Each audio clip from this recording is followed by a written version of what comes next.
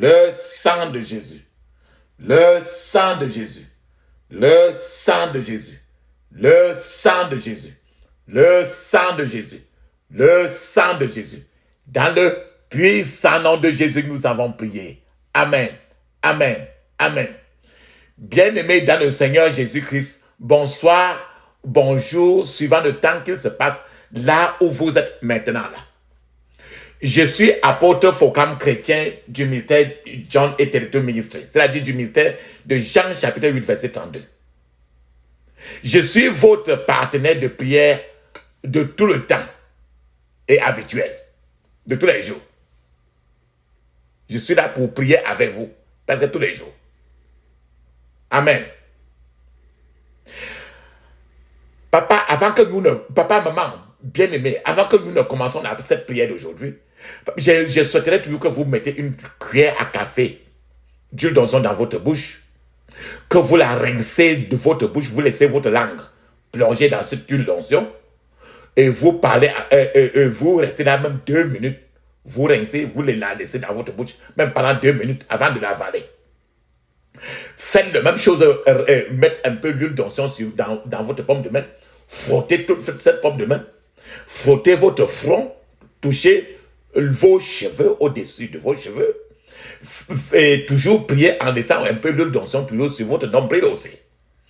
Faites aussi la même chose le plus souvent pour vos enfants. Et donnez-leur aussi une cuillère à café d'huile d'onction aussi. Pour que quand vous êtes en train de prier, vous appelez le ciel, le Saint-Esprit, pendant qu'il visite votre maison, sera aussi en train de visiter votre enfant. Même tout un chacun qui est dans votre maison. Parce que votre maison doit être une maison de prière. La Bible le dit très bien. Le Seigneur voudrait que votre maison, aussi que la mienne, soit une maison de prière. Ce qui fait que votre femme, votre mari, vos enfants doivent être toujours en train de doit être visités quand vous êtes en train de prier. Rappelle-toi très bien, quand l'apôtre Paul et Silas étaient en train de louer et prier toute la nuit, même tout le monde dans cette maison-là était délivré. Ce qui fait que même si vous êtes en train de prier, vos prières sont susceptibles est toujours de délivrer tout un chacun de votre maison. Amen. Amen. Et aussi, rappelez-vous toujours de vous laver toujours avec l'eau bénie. Lavez votre vagin avec l'eau bénie si vous êtes du féminin. Et toujours avec l'eau bénie. Votre chose, lavez tout, même votre sol, vos murs, vos draps, n'importe quoi. N'importe quoi, arrosez votre jardin, toujours avec l'eau qui est bénie. Désinfectez n'importe quoi, toujours avec l'eau bénie. Préparez toujours avec l'eau bénie. Alléluia. Amen. Donc, notre prière, la Bible nous dit très bien. Dans 1 Thessaloniciens chapitre 5 verset 17, il est écrit « Priez sans cesse ». Priez sans cesse. C'est parce qu'il faut prier sans cesse que notre thème de prière, papa, maman, bien-aimé, c'est ce que j'ai intitulé aujourd'hui « Prière contre l'ennemi vantard ». Ton ennemi qui se vante devant toi et il se moque de toi. Prière contre l'ennemi vantard. L'ennemi qui se vante et se moque de toi parce que tu es chrétien. Il se moque du chrétien. Donc, prière contre l'ennemi vantard.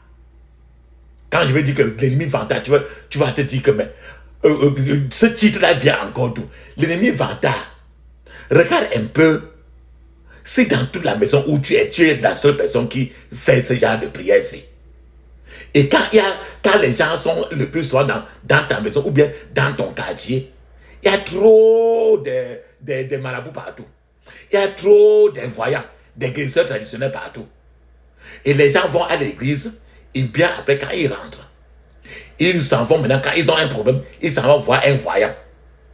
Ça veut dire qu'au lieu d'aller voir Jésus-Christ, maintenant, ils s'en vont toujours voir le voyant, le guérisseur traditionnel, les remèdes traditionnels. C'est-à-dire que quand ils ont un problème, ils s'en vont à Satan, dans les agences de Satan. Alors, les employés de Satan se moquent. Ils se vantent en devant que c'est ça le genre de choses qu'on va prier aujourd'hui. En réalité, papa, maman, j'aimerais que vous écoutiez le message d'aujourd'hui avec une attention soutenue et une forte concentration. En réalité, Dieu a un but pour que ce message que vous écoutez aujourd'hui vous parviennent. Ce n'est pas par erreur que vous êtes en train d'écouter ce message. Vous n'êtes pas tombé là au contraire par chance. Non. C'est au contraire, c'est quelque chose qui a été divinement préparé pour que vous soyez en train de bénéficier aujourd'hui. Donc, comptez-vous comme étant des heureux récipiendaires et récipiendaires de cette onction aujourd'hui.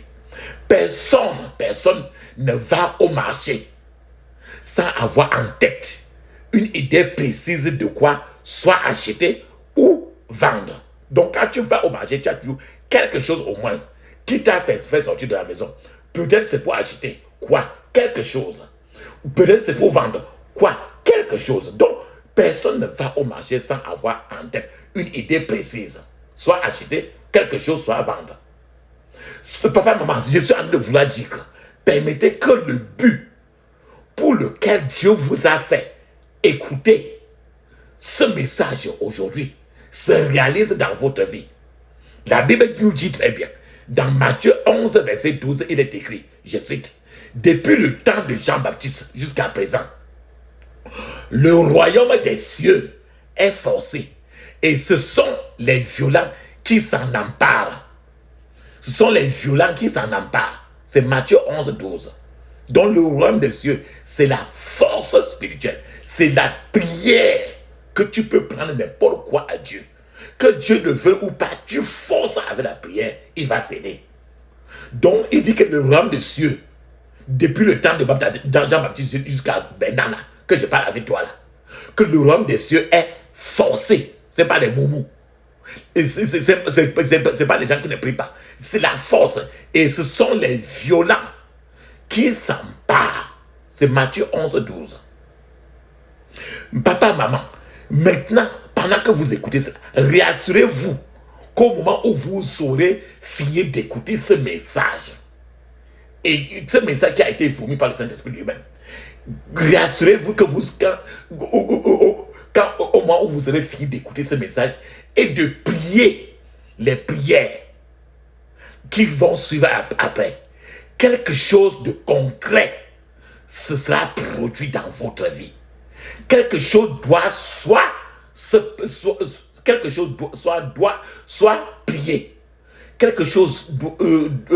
Quelque chose doit soit prier, soit s'incliner, soit mourir. Au moment où vous auriez violemment prié les prières que je vais vous suggérer après ce message. Maintenant, papa, maman, je vais vous inviter dans 1 Samuel chapitre 11, verset 1 jusqu'à 11. Je cite, « Environ un mois plus tard, Nahash, l'ammonite, vint mettre le siège devant Yabesh en Galate. » Nahash, l'ammonite. Nahash, c'est le nom de quelqu'un qui est des gens qui sont contre les chrétiens. Donc, les marabouts, n'importe quoi que tu vois là. Environ un mois plus tard, Nahash, l'ammonite, vint mettre le siège devant Yabesh en Galate. Les habitants de la ville dirent à Nahash, « Conclus une alliance avec nous et nous te serons assujettis. » Verset 2. Nahash leur répondit, « Voilà à quelles conditions je traiterai avec vous. Je vous crèverai à tous l'œil droit. » Je vous crèverai à tous l'œil droit. Il dit qu'il va enlever l'œil de tout le monde. Pour que quelqu'un maintenant ne voit plus dans le monde spirituel. Je vous crèverai à tous l'œil droit. Ainsi je couvrirai de honte tout le peuple d'Israël. Voilà ce que les marabouts disent. Que quand tu vas venir chez eux, il va faire de toi la honte parce que tu es un chrétien nul. Ainsi je couvrirai de honte tout le peuple d'Israël. Les responsables de Yabesh lui dirent, accorde-nous un délai de 7 jours. Nous enverrons des messagers dans tout le territoire d'Israël et si personne ne vient à notre secours, nous nous rendrons à toi. Les messagers arrivèrent à Gibéa, la ville de Saul. et exposait aux gens ce qui se passait. Tous les habitants se mirent à se lamenter et à pleurer. Verset 5.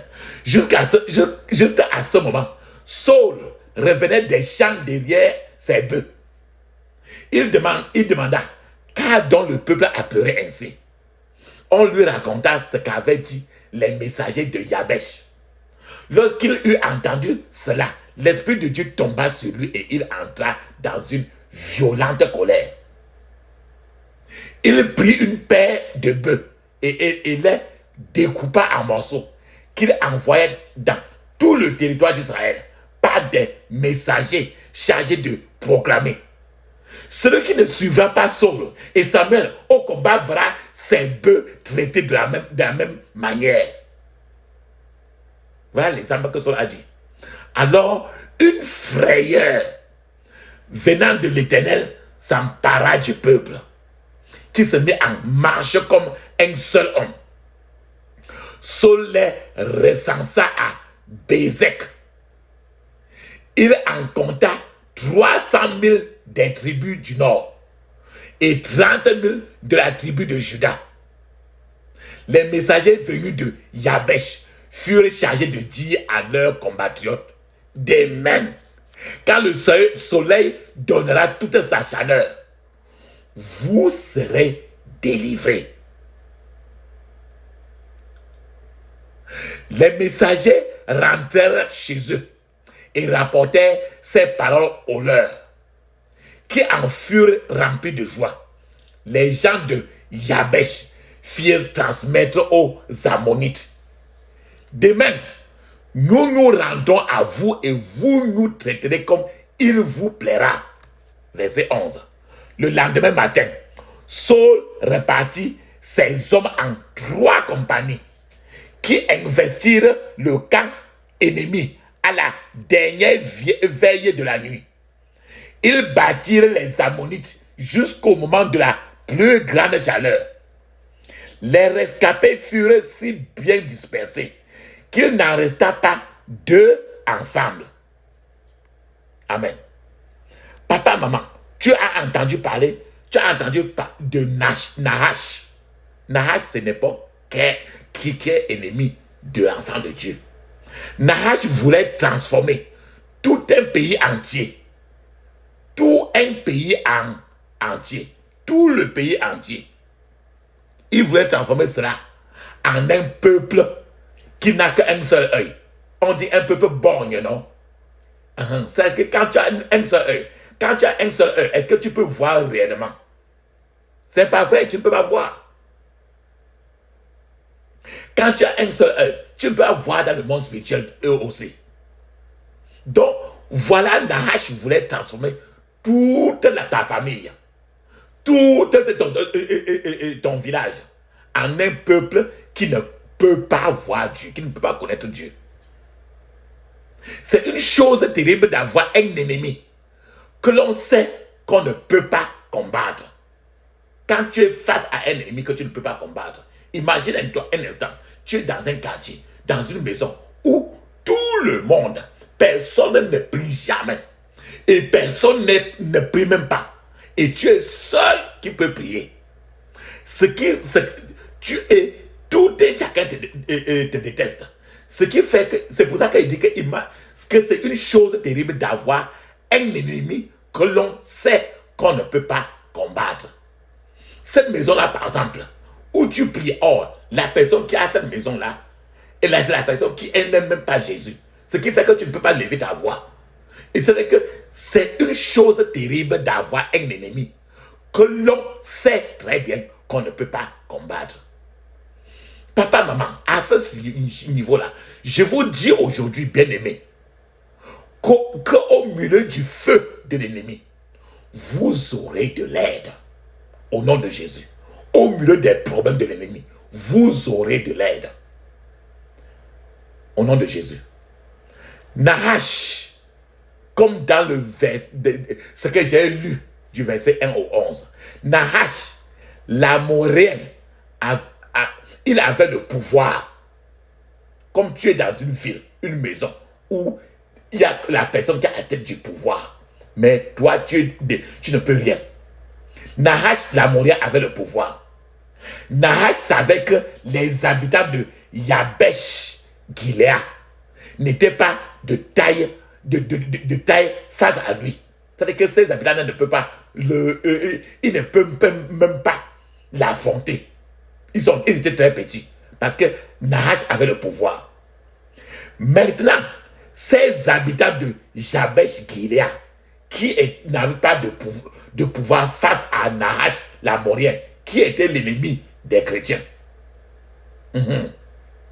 Les habitants de Jabesh Gilead savaient également que Nahash avait le pouvoir et qu'il n'était pas à la hauteur de lui. C'est-à-dire que toi, par exemple, tu sais que tu es chrétien, mais que la personne chez qui tu vis a trop de pouvoir et que lui, il sait que tu ne peux rien. Et toi, tu sais que toi aussi, tu ne peux rien. Il ne s'est pas contenté de rester chez lui et n'a pas non plus tendu de piège pour les attraper. Nahash ne s'est pas contenté de rester chez lui. Nahash n'a pas non plus tendu de piège pour attraper les habitants de Jabesh Gilead. Nahash est parti encercler tout le village, encercler les gens de ta maison. Tu es encerclé par des ennemis de part et d'autre. Et il partit les encaisser. Les habitants de Jabesh Gilead n'avaient pas de pouvoir. Alors ils ont pris des précautions. L'ennemi t'a encerclé, mais tu sais que tu ne peux rien. On a kidnappé l'enfant et l'enfant sait qu'il ne peut rien face à face aux gens là qui sont très costauds. Alors les habitants de Jabesh Gilead décidèrent de faire la paix avec l'ennemi en concluant une alliance avec l'ennemi. En réalité, est-ce que tu sais très bien que Satan, tu ne peux pas faire la paix avec Satan. Satan est là pour tuer, détruire et saccager. Tu ne peux pas faire la paix avec le sorcier. Parce que le sorcier est quelqu'un là qui travaille à temps complet pour le diable. Un voyant, un guérisseur traditionnel, un herboriste, tu ne peux pas aller là-bas pour chercher la paix. Parce qu'il est là, c'est quelqu'un que Satan a mis là-bas. L'objectif de la personne à la fin de la journée est de servir Satan et non de servir. Ça, c'est un point, un trait. Donc, ces habitants de Jabesh Gilead ont décidé de faire la paix avec l'ennemi. Ce qui est impossible. C'est pour ça que je dis que c'est l'erreur que beaucoup de gens aujourd'hui commettent. Beaucoup de gens cèdent à la pression de leurs amis et de leurs proches. C'est-à-dire que, par exemple, que tu viens de que tu n'as que 14 ans et tu es chez vous. On t'a flatté, on a flanqué un bébé dans ton ventre et tu as conçu. Et tu ne veux pas que les gens sachent. Et directement, le même Satan qui a arrangé pour que quelqu'un vienne te flatter. Peut-être que c'est ton oncle, peut-être que c'est ton cousin, peut-être que c'est qui que ce soit. Alors, on a fait comme ça, on a lancé l'enfant dans ton ventre. Le même Satan qui a arrangé pour qu'on vienne te faire ça. Le même Satan te dit que voilà la solution. Il y a encore un marabout à côté là. Que si tu vas chez lui, il va enlever l'enfant là, jusqu'à ce que personne ne sache. C'est-à-dire que Satan t'a mis dans les problèmes. Et maintenant, le même Satan envoie les gens pour te proposer des solutions. D'aller maintenant dans une autre agence de Satan. C'est-à-dire que l'ennemi te fait quelque chose et que tu vas maintenant dans le bureau de l'ennemi encore pour chercher le remède contre l'ennemi. Est-ce que c'est possible? Là, Satan est là pour tuer, saccager et détruire. Jean chapitre 10, verset 10, c'est comme ça. Tu t'en vas voir la personne là, que c'est un guérisseur. Il enlève l'enfant très vite. Il peut même enlever l'enfant. Il enlève il met 10 000. Il est là pour détruire, saccager, tuer. Il n'est pas là pour travailler pour Dieu. Il n'est pas là pour la paix. Il n'est pas là pour ça. Donc, c'est l'erreur que beaucoup de gens aujourd'hui commettent. Les gens cèdent à la pression de leurs amis. Ils cèdent à la pression de leurs proches. Les gens vont dans le camp de Satan, de l'ennemi pour chercher la solution au problème que l'ennemi a causé dans leur vie. C'est-à-dire que tu n'arrives pas à dormir. Il y a trop de souris qui traversent ta toiture. Dans ta chambre là, tu vois toujours les toiles d'araignée. Les lézards sont toujours au mur. Alors maintenant, quelqu'un qui est toujours lié au bureau d'un guérisseur traditionnel vient te chuchoter que si tu as des problèmes, et comme toute la nuit, tu rêves toujours que quelqu'un là est venu te coucher là. Va voir le guérisseur là-bas maintenant là, il va te donner maintenant un remède traditionnel. Ce remède traditionnel là, c'est le sang humain. On te donne encore, tu bois. Tu t'en vas pour enlever un problème. Tu enlèves un pour remettre 50. C'est-à-dire que tu enlèves boire encore le sang humain. Maintenant, dans la nuit, on commence à te faire voler dans l'air pour aller dans les réunions de sorcellerie parce que tu es déjà leur membre. C'est dans ton corps déjà. Les gens cherchent une solution de l'ennemi. Les gens cherchent une solution de l'ennemi. Chez l'ennemi et contre l'ennemi. Sans savoir que c'est le camp de l'ennemi que tu es en train de tourner ainsi. Que tu ailles chez un guérisseur, chez un voyant, ou bien quoi que ce soit. En fait, tu n'es qu'en train de naviguer. Et les membres de ce camp de l'ennemi, c'est les gens qui sont avec toi à se coucher sur un même lit. Je vais vous donner un témoignage maintenant pour mieux comprendre ce qu'il vient de dire. C'est un homme. Lui, il avait un garçon de 5 ans. Un petit garçon de 5 ans. Ce petit garçon de 5 ans, étant à l'âge de 5 ans, il toujours regardait toujours comme un bébé. Tu vois le bébé qui n'a pas encore atteint 1 an là, non? Le petit garçon était 5 ans, mais il était toujours bébé, il ne grandissait jamais. Il n'a jamais atteint la taille d'un bébé de 9 mois. Jamais. Jusqu'à 5 ans. Cet enfant avait les dents d'un enfant de 5 ans. Mais cette mère ne pouvait ni marcher, ni s'asseoir, étant toujours couchée. Imaginez un enfant de 9 mois. Même pas commencer à s'asseoir. Pourtant 5 ans. C'est l'ennemi, non? L'homme, le père de ce garçon-là, de 5 ans, avait apparemment prié. Et il semblait qu'il n'y avait pas de solution à la situation aussi difficile qu'il ne savait pas. Rappelle-toi très bien, dans tout le quartier par exemple, et partout même dans la famille, partout il se tourne, chacun lui propose toujours des solutions pour aller dans une autre boutique de Satan. Parce que le problème de l'enfant est un problème satanique.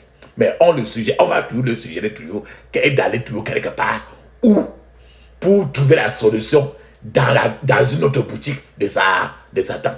Un jour alors, il y a un ami a amené le père de cet enfant de 5 ans là chez un voyant, chez un guérisseur traditionnel voyant, et qui lui a dit que c'était la belle-mère, que c'était sa belle-mère qui en était responsable et qui était derrière ce problème.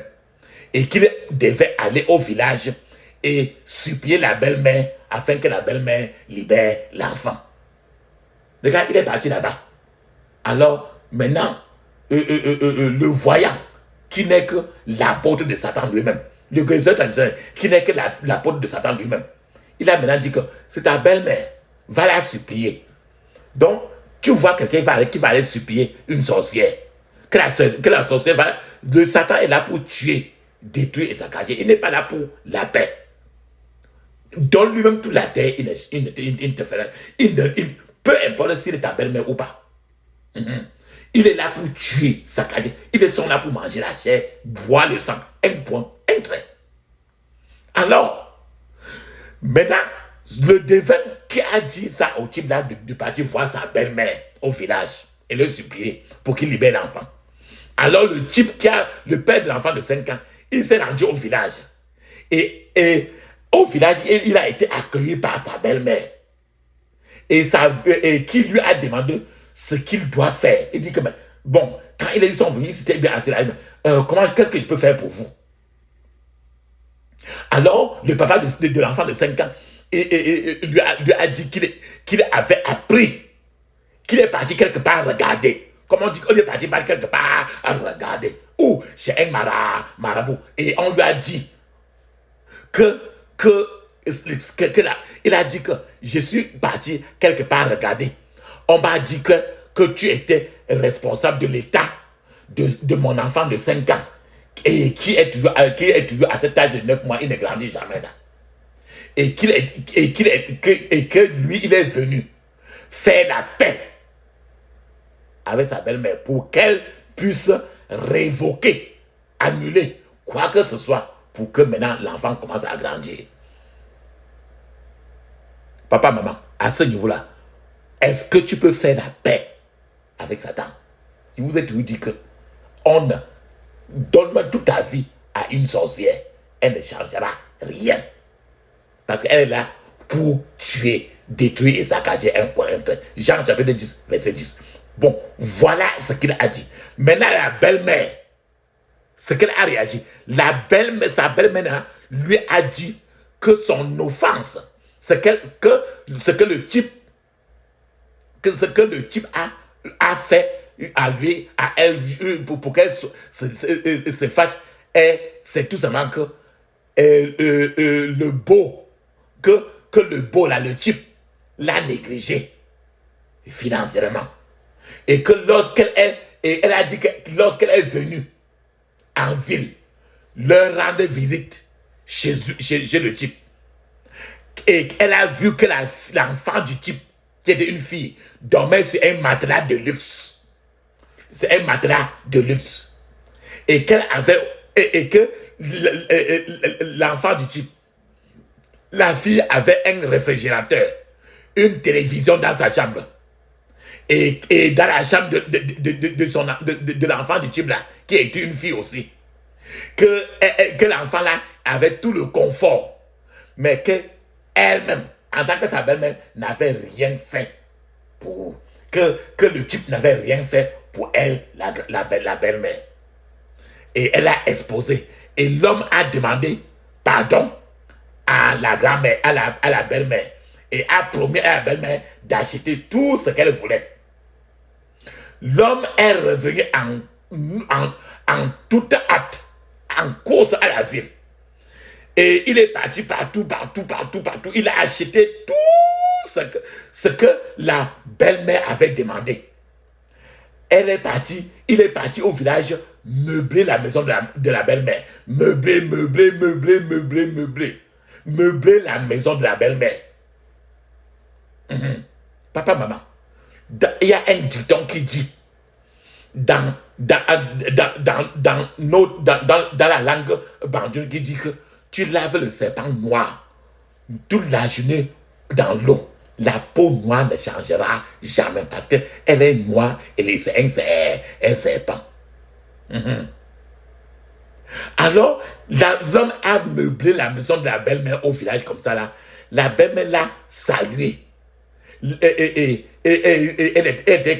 était contente et la belle-mère lui a demandé de l'accompagner au fond de la cour derrière la maison. Alors la belle-mère l'a amené le type de père de l'enfant de 5 ans derrière la maison au fond de la cour. Là, le père de l'enfant a vu un pot, une marmite, ou une marmite. On appelle la marmite là, marmite de sorcellerie. On appelle la marmite là, la chaudière. On appelle la marmite là, le chaudron. C'était un pot. On appelle pot dans votre patois quoi? C'est le tas dans mon patois. Et donc, là, le père de l'enfant a vu un pot, une marmite en argile, dans lequel se trouvait un lézard. Le lézard, non. Un lézard attaché avec une ficelle. Et le lézard était à moitié mort. Imagine le lézard à 4 pattes, non? Et on a attaché tout le lézard là, on a mis dans le pot. Et ça a dit, on a mis dans cette marmite là. Et la marmite là était sèche. Donc le pot était sec.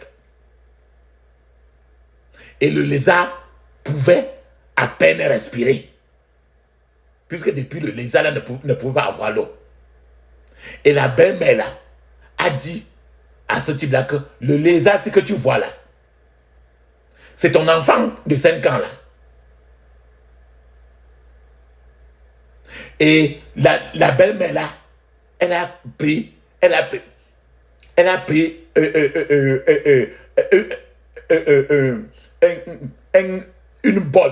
une bolle d'eau.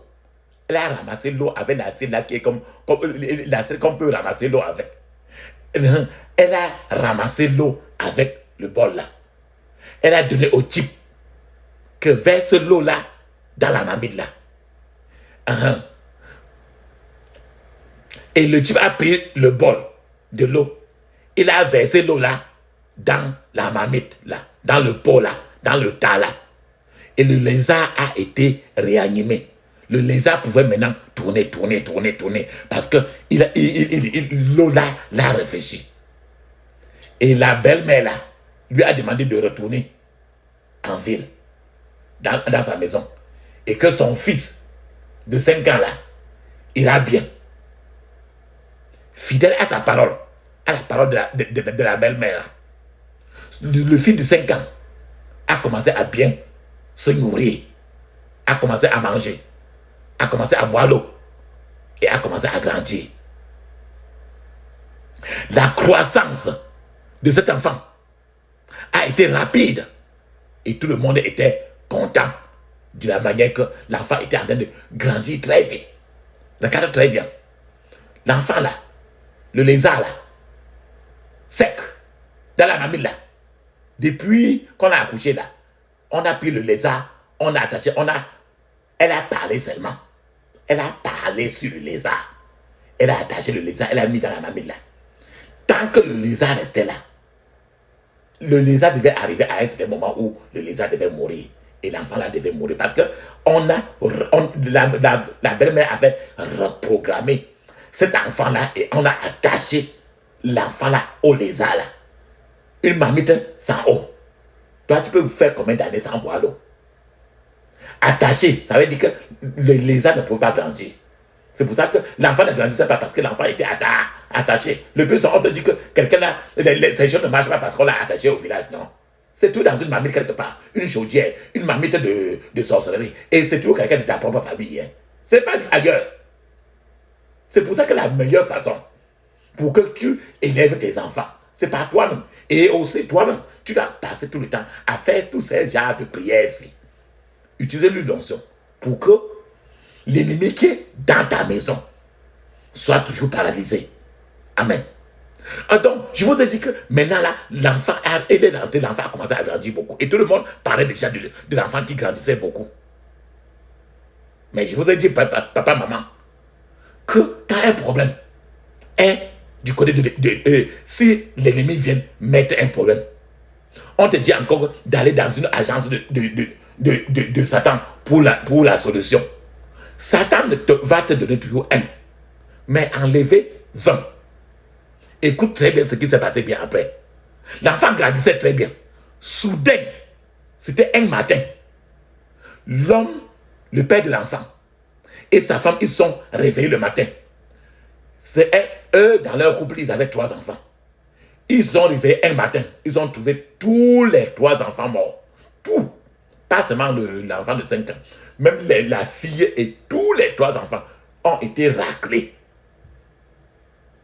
Ça veut dire tout simplement que quand tu t'en vas à l'agence de Satan pour la solution, Satan te donne toujours la solution temporaire. Il te donne 1.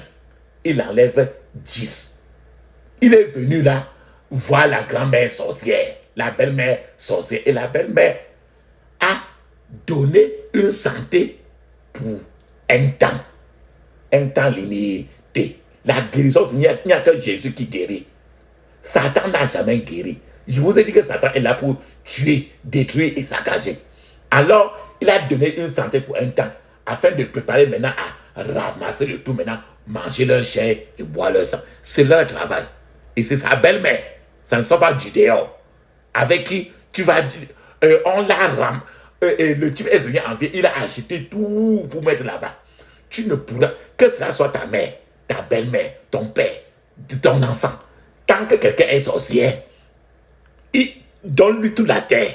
Ça ne changera rien tant que tu ne passes pas par ce genre de prière que je vous suggère aujourd'hui. Quelqu'un qui est sorcier a déjà vendu son âme, son esprit, son corps à Satan. Et il est la créature de Dieu. Peu importe si c'est ta mère, si c'est ton père, si c'est ton femme, si c'est ton mari, si c'est ton enfant. Papa, maman, c'est pour ça que je vous dis qu'il est dangereux d'entrer dans le camp de l'ennemi pour chercher une solution. Cet type est parti il a un problème occasionné par l'ennemi. Et son entourage a dit d'aller maintenant voir l'ennemi pour trouver la solution au problème de l'ennemi. L'ennemi ne peut pas lutter contre l'ennemi. Il est dangereux de se armer avec le feu de Satan. C'est une chose dangereuse pour l'ennemi de savoir qui vous êtes. Et vous-même, vous ne savez pas qui vous êtes. C'est dangereux lorsque l'ennemi apprécie la puissance de Dieu dans votre vie. Et que vous ne l'appréciez même pas. Vous ne la savez même pas. Il est dangereux pour l'ennemi de vous voir et de vous fuir. Mais vous aussi, vous allez fuir l'ennemi. C'est-à-dire que les sorciers, les barabous là, les voyants, les guérisseurs, quand ils vous voient là, ils ont peur de vous. Mais toi, tu es là comme ça, tu les vois, c'est toi qui as même plus peur. Pourtant, tu as le pouvoir du ciel, qui est le pouvoir suprême. Ils n'ont pas de pouvoir. Ils ont un pouvoir, oui, mais très léger. Pas comparativement au pouvoir que Dieu le Père, le Fils, le Saint-Esprit a. Je vais vous donner. Il y a un proverbe qui dit toujours que si vous ne fuyez pas, l'ennemi aura peur que vous aurez à riposter. Et lui-même, il va fuir. Les habitants de Yabesh-Gilead, comme je vous ai dit auparavant, ne connaissaient pas cette vérité contenue dans le psaume 5, verset 10. Le psaume 5, verset 10, il est écrit: dans leurs propos, il n'y a aucune sincérité. Et ils ne pensent qu'à détruire. Dès qu'ils se mettent à parler, on dirait un tombeau qui s'ouvre. Leur langue se fait enjôleuse. Quand l'homme là est parti au village trouver la belle-mère, la Bible dit très bien que dans leur propos, dans le propos de la belle-mère, il n'y a aucune sincérité. Sachez que quand quelqu'un est sorcier dans votre famille, la vérité n'existera jamais. Parce que Satan a menti dès le commencement jusqu'à aujourd'hui, il ne finira pas. C'est toujours, c'est ça, c'est sa définition. Le Dieu est parti voir la belle-mère. La belle-mère qui est sorcière. La Bible dit que dans leurs propos, il n'y a aucune sincérité. C'est le psaume 5:10. Et ils ne pensent qu'à détruire. Ils ne pensent qu'à détruire. C'est-à-dire que le type là est parti jusqu'au village, il a donné tout. Et la belle-mère a dit que, voilà, mets-le ici, mets-le comme, fais comme ça. Là. Le type a rempli la maison, meublé tout, installé sa belle-mère. Mon frère, ça n'a rien changé. Il ne pense qu'à détruire. Détruire. C'est-à-dire que comme la belle-mère était, les yeux de la belle-mère étaient pour tuer un seul enfant. Dès lors que le Dieu est venu, il a donné tout là. Maintenant, la belle-mère est partie maintenant pour écraser tous les trois. La Bible dit que dès qu'ils se mettent à parler, on dirait un tombeau qui s'ouvre. Donc, la bouche de quelqu'un qui cause avec toi-même au téléphone et que la personne là a l'esprit de sorcellerie ou bien qui est hérité. La Bible dit dans le psaume 5, verset 10, il dit qu'on dirait un tombeau qui s'ouvre. Leur langue se fait enjôleuse. C'est-à-dire que tu vas trouver toujours la langue de ces gens qui parlent avec toi ainsi. Une langue très mielleuse. C'est que tu ne peux pas, tu ne peux même pas estimer que la personne est même en train de mentir. Tu vois tout en est que la personne est vraiment... C'est-à-dire que quand il parle, c'est un peu comme si sa bouche est le miel. Mais pourtant, c'est la mort. C'est la mort qui est en... La Bible dit que la vie et la mort est au pouvoir de la langue. Donc leur bouche est une bouche de mort. Leur langue est enjôleuse. C'est-à-dire que ça caresse, ça flatte pour mieux détruire. Regarde très bien, papa, maman, regarde le psaume 120 dit très bien que je veux la paix. Mais quand j'en parle, eux, ils sont pour la guerre. C'est le psaume 120, verset 7. L'homme avec qui? L'homme là qui avait un enfant de 5 ans, qui depuis jusqu'à 5 ans, l'enfant est resté à 9 mois d'âge. Alors, il est parti au village, il veut la paix. Mais quand il parle, la belle-mère veut, plus il parle, plus la guerre s'installe. C'est que s'il savait même peur, il ne partait même pas au village. Donc, il aurait pu choisir même de garder de perdre un enfant pour garder 2. Voilà qu'il est parti pour chercher la paix. Dans la paix qu'il cherchait, il a perdu toute sa maison. Et s'il ne fait pas ce genre de prière que nous sommes en train de faire, ils sont toujours prêts à rater même toute la famille. En fait, ils se réchauffent au feu de l'ennemi, comme Pierre.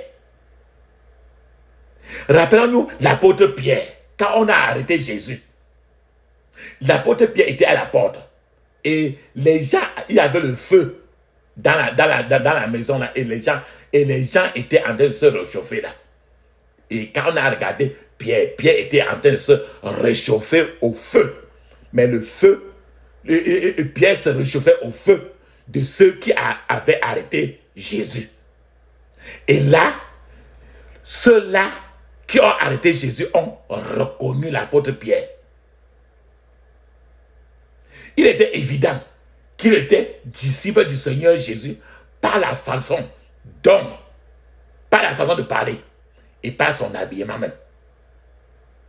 Beaucoup de gens aujourd'hui se sont retrouvés dans des grands troubles et des difficultés en faisant ce qu'ils n'auraient pas dû faire. Certaines personnes n'auraient jamais dû toucher à quoi que ce soit de fétiche. Mais d'une manière ou d'une autre, ces personnes se sont retrouvées à consulter des devins, les guérisseurs traditionnels, les voyants, les herboristes, et par là, se sont retrouvés en train d'utiliser des amulettes, des brassards, des coris.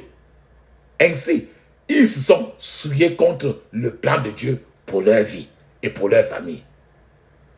C'est pourquoi, papa, maman, vous devriez vous connecter au pouvoir absolu de Dieu. Parce qu'il est l'Éternel des armées. Il n'y a personne qui est au-dessus de lui. Vous avez besoin du pouvoir absolu du Dieu d'Abraham, d'Isaac et de Jacob, de l'Éternel des armées. Si vous dites par exemple en vous que vous souhaitez utiliser la puissance qui vient peut-être d'un marabout ou bien d'un herboriste qui allume les bougies pour travailler. Si vous avez un quartier, au quartier quelqu'un, ou bien tu connais quelqu'un qui utilise les bougies pour arranger, pour guérir les gens, un jour, tu vas rencontrer certainement quelqu'un qui a des bougies plus grosses. Ou bien, si les gens que tu partais le plus souvent, tu rencontrais les gens avec les bougies blanches, tu finiras par rencontrer un jour les gens qui ont les grosses bougies rouges, dont leur puissance est plus que la puissance de la personne que tu es parti là. Pourquoi ne pas aller voir la personne qu'après lui, il n'y aura plus personne? C'est le pouvoir absolu. C'est l'Éternel, le Dieu des armées. Si vous comptez sur les herboristes, les guérisseurs traditionnels, les charlatans, les voyants, les herboristes, vous finirez par découvrir un jour qu'il existe aussi des voyants, des herboristes plus puissant que celui que tu vas rencontrer souvent. Si vous consultez des devins, ces devins-là qui prennent la terre pour parler avec, ou bien ils mettent la terre pour que tu montes là-dessus. Ils coupent une feuille et dans le champ, ils mettent sur la terre avant que tu montes là-dessus.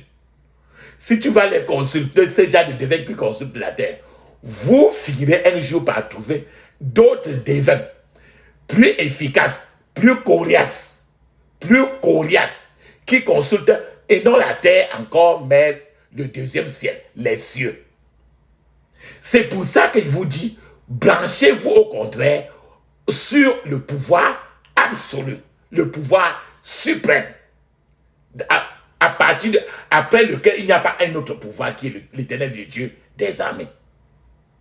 En fait, Jabesh-Gilead, le lieu Jabesh-Gilead, au lieu de combattre contre Nachash, ils ont décidé et ont dit à Nachash de leur donner le temps de réfléchir aux conditions qui leur avaient été imposées. Nachash était déterminé de leur enlever l'œil droit. Et en enlevant l'œil droit, cela devait attirer la honte et l'opprobre dans tout le pays d'Israël, parmi les chrétiens. La défaite était à ce niveau-là inévitable, parce que Nahash voulait en faire une nation, un pays borgne, avec un seul œil. Borgne, tu ne peux pas voir clairement. Ça veut dire qu'un pays aveugle, un pays qui est retourné sur Satan. Quand vous voulez faire la paix avec l'ennemi va refuser, mais l'ennemi n'acceptera que lorsque les gens se plieront aux conditions de l'ennemi. Et l'ennemi se réjouira et se moquera en secret de ce christianisme-là qui est derrière vous. L'ennemi encourage souvent les gens à s'adresser au diable, à partir vers les sorciers-sorcières, pour avoir de l'aide. Car Satan et tous ces marabouts, ils souhaitent faire toujours la honte sur les chrétiens eux-mêmes. Les méchants ne se vantent même ouvertement. Il y a les gens, n'as-tu pas souvent entendu les gens qui parlent ouvertement et déclarent aussi ouvertement le nombre de personnes qu'il a tuées? Ce n'est pas l'amusement. C'est une façon de se moquer de Dieu, de se moquer du chrétien. C'est pour ça que notre titre aujourd'hui, c'est la prière contre l'ennemi vantardise. Les sorciers, les marabouts, tous ceux qui sont autour de vous. Ils sont méchants, ils se vantent même ouvertement. Ils déclarent ouvertement. D'autres disent, j'ai déjà tué 11 personnes, j'ai déjà tué 111 personnes, j'ai déjà détruit 111 mariages. Ils déclarent ouvertement le nombre de vies qu'ils ont rendues inutiles, le nombre de personnes qu'ils ont détruites, qu'ils ont tuées d'une manière ou d'une autre. Ils le disent. Et ils en forment même des compétitions pour voir celui qui a le plus tué. Dans des villes, dans des villages. On dit par exemple que telle personne a plus tué. Il a plus d'honneur.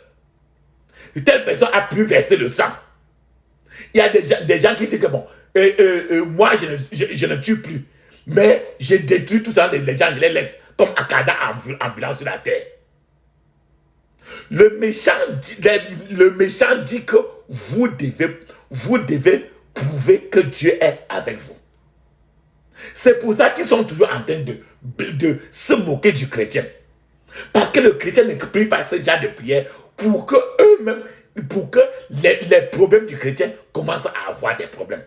Pour que tous ces méchants-là, eux-mêmes, commencent à être circoncis par les prières du chrétien. Le méchant ont allumé un feu ouvert au marché en public et ont poussé de nombreuses personnes dans ce feu-là. Il y a beaucoup de kiosques, des maisons, on te dit que c'est la maison d'un guérisseur traditionnel, c'est à la maison d'un voyant, un charlatan. Quand tu as un problème de ça là, va là-bas. C'est pour ça qu'il dit que le méchant a allumé un feu ouvert. Et maintenant qu'il est en train de recruter et recruter, et les gens sont alignés pour bousculer, pour aller dans ce feu-là. Les méchants en ont complètement encerclé. Les méchants ont complètement encerclé un grand nombre de personnes. Les sorciers et sorcières ont encerclé les personnes dans leur maison et ont bloqué toutes les voies possibles et des solutions. C'est pourquoi de nombreuses personnes ont du mal à avoir de l'aide eux-mêmes. Parce que quiconque même ose même chercher à les aider et leur proposer même ce genre de prière. D'autres fois, ces personnes-là sont exposées à de grands troubles. C'est pourquoi d'autres fois même, c'est pourquoi d'autres fois, nous devons prier pour les hommes de Dieu. Parfois, après une séance de prière en public, de délivrance, celui qui conduisait la prière, le plus souvent après, est souvent harcelé par les puissances maléfiques, par les sorciers, les marabouts, qu'il a chassés, et par les démons qu'il a eu à chasser de la vie des gens.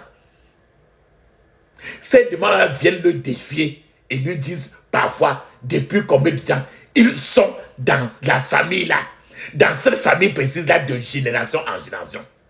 Et comment ils possèdent la vie des gens grâce aux alliances sataniques qui sont là permanemment dans la lignée familiale. Pour certaines personnes, c'est leur placenta qui a été avalé spirituellement, rongé, mangé spirituellement par les démons, par les méchants. Et leur vie à ce moment, quand le placenta de quelqu'un a mangé, la vie de la personne est maintenant sous une surveillance satanique. Papa, maman bien-aimé, beaucoup de gens sont dans la chaleur maintenant. Une chaleur de problème que Satan a organisée. Chaleur maléfique. Rappelle-toi du feu, la fournaise de feu de Nabuchodonosor dans le chapitre de Daniel. Beaucoup de gens sont concentrés dans ce feu de Nabuchodonosor. Tout comme les habitants de Jabesh-Gilead. Mais un message leur a été envoyé dans la chaleur. J'ai aussi des nouvelles pour toi, papa, maman, maintenant, aujourd'hui. Il est temps pour vous de recevoir de l'aide là où tu es encerclé de la chaleur de l'ennemi. Il est temps pour vous de recevoir de l'aide.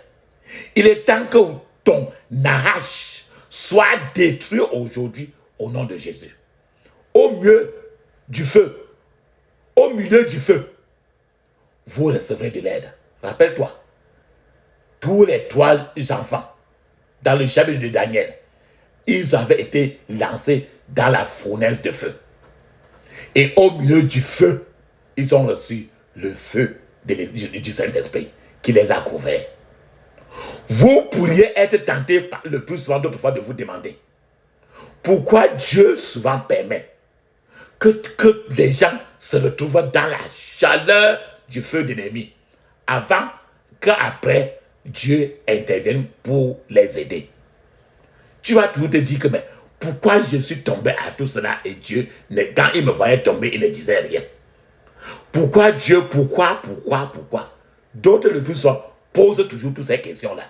Et c'est des questions que je m'attends aussi à ce que tu te poses le plus souvent. Ce n'est que normal de te poser que mais pourquoi Dieu attend que je tombe d'abord dans la chaleur du feu de l'ennemi avant qu'il ne m'apporte de l'aide? Tu dois te poser aussi, quand tu regardes dans le chapitre de Daniel, pourquoi Dieu, regardons un peu la même question aussi dans la Bible, pourquoi Dieu a-t-il permis à Nebuchadnezzar de lever l'image dorée, l'idole là? Il a levé ça là. Et dans le chapitre de Daniel, Dieu a-t-il permis à Nebuchadnezzar d'ériger l'image dorée? Pourquoi a-t-il ordonné aux enfants de s'agenouiller devant cette image dorée? Pourquoi Dieu a permis pourquoi Dieu a permis que les 3 garçons hébreux soient jetés dans la fournaise de feu? Est-ce que Dieu était endormi? Dieu était parti en congé? Pourquoi il a permis que ça se passe? Au milieu de la chaleur de ces 3 enfants, Dieu est intervenu. Les 3 enfants étaient dans la chaleur, le feu de Nebuchadnezzar. Mais le feu le plus suprême, le Saint-Esprit est un feu suprême qui brûle tout autre feu. Il a couvert tous ces enfants-là avec son feu. N'aurait-il pas pu faire quelque chose avant? Tu dois te poser aussi la question. Pour que les enfants-là ne tombent pas dans le feu de Nebuchadnezzar. Et si ces 3 garçons avaient été consumés par le feu, tu dois te poser que il aurait pu, il devait éviter qu'ils ne tombent pas. Parce qu'il va tomber là avant de se brûler. Et maintenant, Dieu va intervenir souvent quand c'est trop tard. Voilà ce que tu peux penser. Oui, c'est vrai de penser ainsi. Regarde très bien ce que la Bible dit. Dans Ésaïe chapitre 43, verset 2, la parole de Dieu dit clairement. Écoute très bien, quand, Q-U-A-N-D, quand tu passeras par les eaux, l'eau, je serai avec toi. Quand tu traverseras les fleuves, ils ne te submergeront pas. Quand tu marcheras dans le feu, il ne te fera pas de mal. Et par les flammes, tu ne seras pas brûlé. Dans le verset 43, Ésaïe 43, verset 2, le Seigneur dit, quand tu passeras. Il n'a pas dit que si tu passes. Donc, le Seigneur veut d'abord même que tu tombes dans ça. Il a dit que quand tu passeras par les eaux, je serai avec toi. Il a encore répété, quand tu traverseras les fleuves, ils ne te submergeront pas. Il a encore répété, quand tu marcheras dans le feu. Quand tu marcheras dans le feu. Quand tu marcheras dans le feu. Quand tu es dans le feu. Quand tu es dans les problèmes. Quand tu es dans les problèmes. Il n'a pas dit que si tu es dans les problèmes. Il a dit, quand tu vas marcher, ça veut dire que Dieu a déjà prévu même d'abord. Il ne te fera pas de mal. Et par les flammes, tu ne seras pas brûlé. Cela signifie que qu'il ne s'agit pas d'une hypothèse. Quand n'est pas une hypothèse, c'est une assurance. C'est ce que Dieu a dit que 1 et 2, il y a la différence entre 1 et 2. 2 c'est 2, 1 c'est 1. Dieu a dit que, il n'a pas dit que si, il a dit que c'est prévu que tu vas tomber. Et lui-même, il a dit que tu vas tomber. Alors, pourquoi alors Dieu attend-il que ses enfants soient dans le feu? Le feu de l'action avant d'agir. C'est que ce que tu vas te poser. Pourquoi Dieu a attendu que je sois marié à telle personne? Pour que ma vie soit comme ça. Pourquoi? Parce que je suis tombé dans ce problème. Avant que je sois en train de... Oui. En d'autres termes, quel est le secret qui est derrière Ésaïe 43, verset 2? Pourquoi il attend toujours? La vérité, papa, maman, c'est que c'est une grande opportunité pour exercer sa foi. C'est une grande opportunité. Et la première des choses, c'est que Dieu veut prouver que l'ennemi n'a pas tout le pouvoir. S'il ne prouve pas par l'action, il n'y a pas d'autre moyen pour te prouver. Je vais vous donner un témoignage à ce niveau-là. Il permet certains dégâts. Et par là maintenant, là, il prouve à partir de ce dégât-là que l'ennemi n'a pas tout le pouvoir. Et lui, il est prêt encore à arranger et résoudre tout. Et ça ne le coûte rien. Un témoignage. C'est un jour, il y a un homme qui était marié. Il a appelé sa femme. Et lui dit que son style de vie dans le foyer va changer. À partir de cette nuit-là. Cet homme-là a dit à sa femme qu'il va commencer à amener les femmes dans la maison pour passer une nuit avec lui. Et il a dit que c'est une nuit sur deux. C'est que chaque 2 jours, il va venir avec une autre femme. L'homme a très bien averti sa propre femme. Alors sa femme a dit qu'il était impossible qu'il ne puisse pas faire cela dans leur domicile conjugal. La femme lui a dit que non, non, non, non, non, non. Ne fais pas des choses comme ça. Et l'homme a dit que si elle n'aime pas ça, elle peut ramasser ses choses et quitter la maison. Alors cette nuit-là même, la femme ne pouvait pas y croire lorsque son mari est entré dans la maison avec une autre femme. Et qu'ils ont passé la nuit ensemble. Et la vraie femme du mari a pleuré toute la nuit. 2 nuits plus tard, le mari de cette femme-là a encore amené une autre femme, différente de l'autre. Ça a continué ainsi, ça a toujours continué ainsi. Jusqu'au jour où ce mari-là a fait venir une autre femme qui est venue cette fois-ci maintenant, pas pour repartir, mais pour rester définitivement dans la maison. Et de l'autre côté, sa femme était dans l'autre chambre. Sa vraie femme était dans l'autre chambre. Il était toujours avec cette femme étrange, cette concubine, cette bordel. Et la femme, sa vraie femme même, ne pouvait pas supporter tout le temps. Sa vraie femme est partie consulter les pasteurs à l'église. Parce qu'elle-même, elle voulait quitter déjà la maison, le foyer. Alors, on lui a conseillé de continuer à prier seulement. Ce genre de prière que je vous suggère aujourd'hui.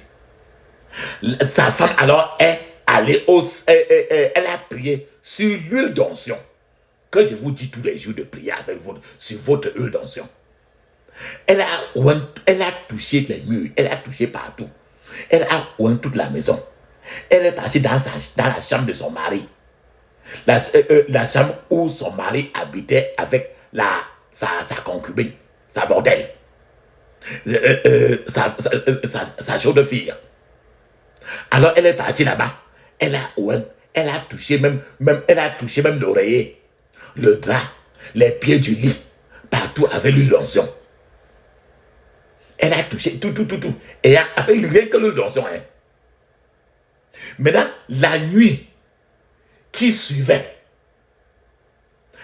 sa vraie femme, maintenant, dans cette nuit-là, elle a entendu la voix de son mari qui criait fortement que aidez-moi, venez, aidez-moi. Son mari criait dans la chambre là, qu'elle avait oint là. Et maintenant, sa femme même est arrivée dans la chambre là, elle a trouvé son mari par terre couché, avec sa femme bordel, assise sur son mari. Et les mains de sa femme étaient sur le cou de son mari. Et la femme là, était prête à étrangler son mari. Il avait mis la main sur le cou et était prêt à tuer son mari. Alors, la femme même du mari a réussi à arrêter sa bordel là. Et sa bordel maintenant a commencé à faire pleuvoir des injures sur le mari. Elle a commencé à insulter ce type là dit que et elle a insulté le mari et a commencé à dire que tu cherches quoi dehors avec les autres femmes alors que tu avais une femme aussi gentille comme femme de maison. Tu viens nous chercher dehors, pourquoi? Elle a insulté. C'est sa bordel qui a insulté ainsi. Et après, quand elle a continué à insulter, elle a fait pleuvoir les injures dans tout le local. Alors, elle maintenant, elle a emballé maintenant ses affaires qu'elle était venue pour rester pour toujours. Elle a emballé ses affaires, maintenant elle est partie. Et c'est cette nuit même là, c'est la même nuit que l'homme lui-même a donné sa vie à Jésus, vrai.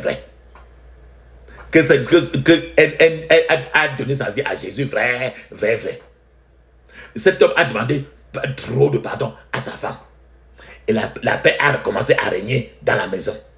Et avec ça, tu comprends pourquoi Dieu a combattu pour cette sœur. Et elle a retrouvé son mari. C'est pour ça qu'il vous dit très bien que le Seigneur peut laisser certaines choses pour que maintenant là, la sœur maintenant va continuer à prier. Ces gens de prière-là, elle ne doit plus s'amuser. Et l'homme aussi, l'homme aussi lui-même a déjà vu le voirâtre. Ce qu'on appelle le plus souvent que le voirâtre. C'est que ce que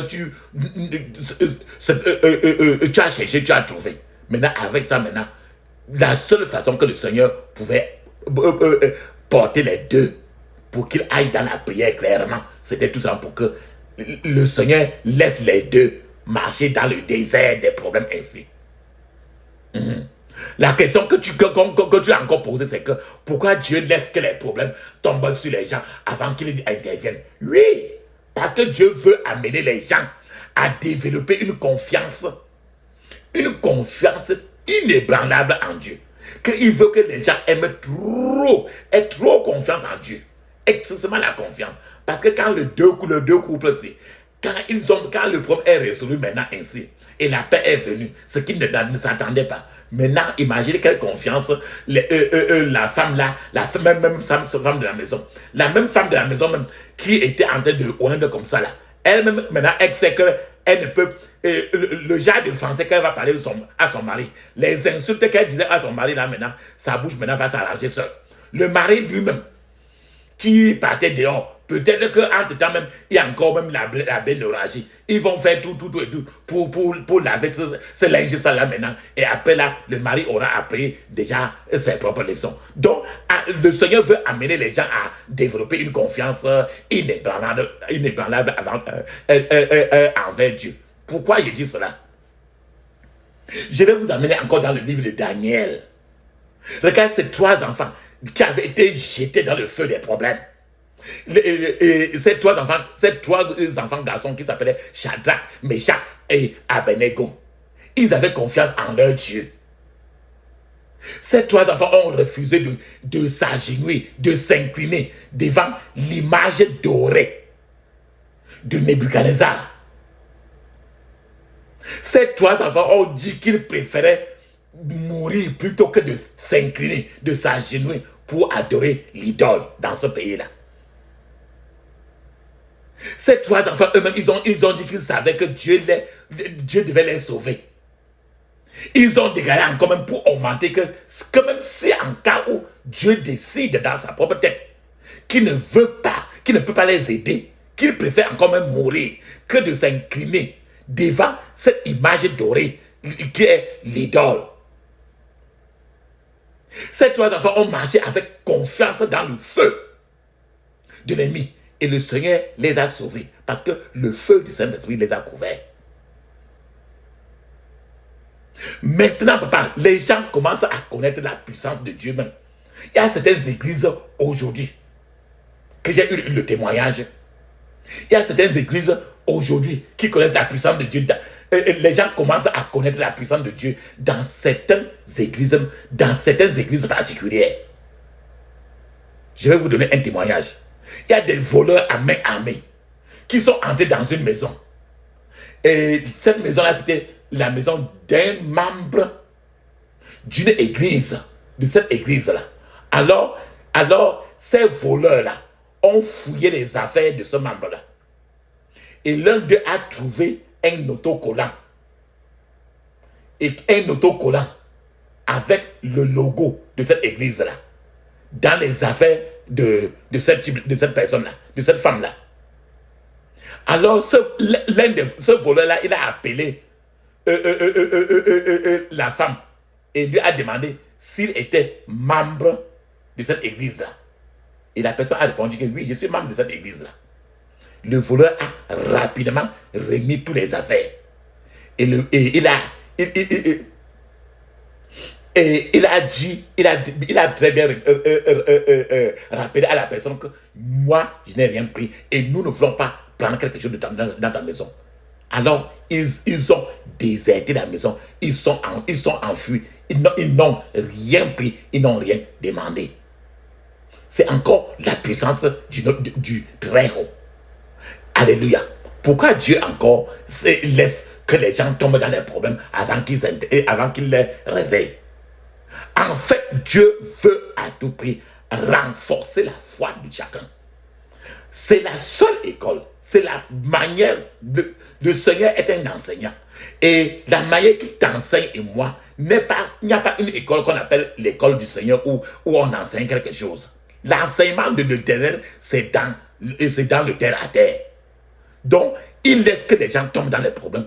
Et parce qu'ils veulent passer par là maintenant, quand il va les résoudre, quand tu auras l'appelé, ça va renforcer ta foi. Amen. Pourquoi Dieu laisse que les gens tombent dans les problèmes avant qu'il intervienne?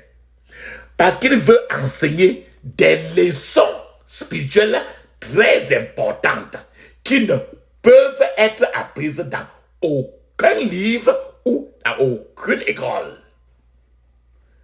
C'est pour ça qu'il veut d'abord que chacun passe d'abord par là. Et c'est lui qui définit ce qu'il veut que la personne apprenne. Pourquoi Dieu laisse que les gens tombent dans certains problèmes d'autres fois avant qu'il va maintenant pour chercher à les aider. Le Seigneur veut faire apprécier aux gens la valeur de la délivrance. En d'autres termes, s'il y a un feu devant toi, s'il y a un enfant devant toi, et le feu devant l'enfant, l'enfant est en train de tendre ses mains vers le feu, tu tires l'enfant tout le temps. L'enfant ne doit pas savoir que le feu là brûle. Mais s'il tend les mains vers le feu, tu restes tranquille. Aux approches du feu qui va vers le feu, ça va commencer à chauffer, il va reculer. Il aura appris que ce feu-là n'est pas à s'amuser. Donc, le Seigneur veut faire apprécier aux gens la valeur de leur délivrance, de la prière. Ça veut dire que quand tu pries avec les prières que nous relançons à chacun de John et de ministrer, quand le Seigneur est en train de te faire cracher, vomir, bailler, chier, péter, bailler ainsi dessus les larmes, par là, quand le Seigneur va te bénir maintenant, guérir totalement, tu vas avoir une valeur de ta propre délivrance. Tu vas comprendre que maintenant, là, non, Dieu lui-même, je vais lui donner trop de confiance. En réalité, je m'en vais encore dans le livre de Daniel, qui est très important. Quand Shadrach, Meshach et Abednego, ils ont quitté la fournaise ardente, on les avait lancés, tous les 3 enfants là, c'est des garçons, personne de eux deux n'avait même 20 ans. On les avait lancés dans la fournaise ardente, le feu qui brûle. Quand ils sont sortis, ils ont vu le cadavre de ces mêmes gens qui les avaient jetés dans le feu. Et ce même feu qu'on les a jetés à l'intérieur, et ce feu-là qui ne les a pas brûlés, il a vu que ce même feu-là a brûlé ceux qui les ont jetés, qui les avaient jetés dans le feu. Shadrach, Meshach et Abednego n'ont pas été touchés. Le feu de Nebuchadnezzar ne les a pas touchés. Et cela, quand ils ont vu le cadavre de ceux-là comme ça, brûlés par le même feu, avec lequel ils étaient dans la fournaise, cela a amené les 3 jeunes garçons hébreux à glorifier Dieu. Et ça a amené même aussi le roi du pays, Nebuchadnezzar, à reconnaître le fait que le Seigneur est Dieu. Il n'y a pas un autre Dieu comme lui. Pourquoi le Seigneur attend que plusieurs gens tombent dans les problèmes avant qu'il les sauve? En réalité, c'est pour prouver votre force spirituelle. Le Seigneur veut prouver votre force spirituelle. Il veut montrer comment, à quel niveau spirituel tu te trouves déjà. Dieu veut d'abord que tu tombes à ce niveau-là maintenant. À ce niveau-là, avec foi, il te lève, il te donne. Avec ça, il te montre maintenant à quel niveau tu te trouves spirituellement. Dieu a fait traverser le désert aux enfants d'Israël. Les enfants d'Israël ne sont pas... Après, quand ils sont sortis de l'Égypte, il y avait la route, le goudron. Mais Dieu ne les a pas permis de passer par le goudron. Dieu les a permis de passer au contraire par le désert. Là où il n'y a pas d'eau, rien n'est grandi. Un désert, c'est le mot souffrance.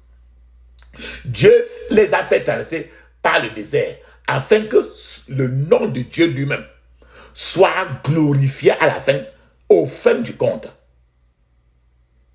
Dieu a laissé Pharaon courir après les enfants d'Israël.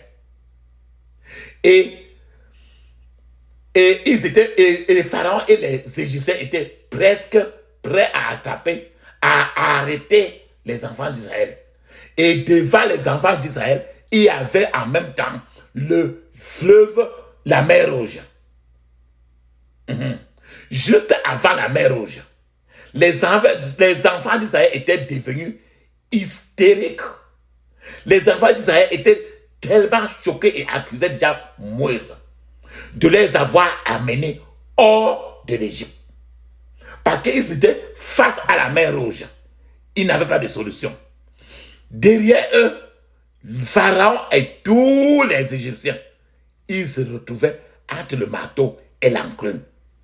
Dieu voyait très bien et ils étaient en train de revoir tout et ils savaient tout. Et c'est Dieu lui-même qui permettait tout.